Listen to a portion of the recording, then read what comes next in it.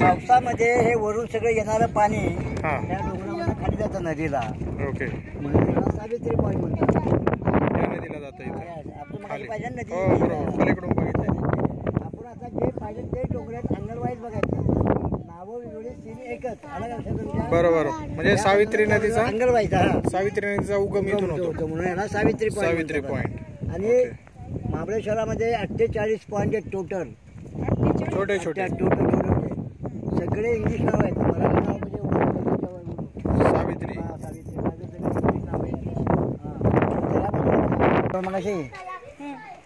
हा त्या टोकावरती त्या होतो. टोकावरती गेलो होतो. तो डायनासोर समोरचा. बरोबर. हा आपण आता बघणार ते डोंगरात त्याला अंगणवाडी वेगळ्या अँगलने बघितलं. साईडला जरा बघायचं. दुसरं काय त्या अँगलने समोर बघायचं.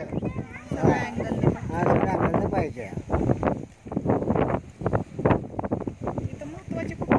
खूप आपण महत्वाचा बघितला तो.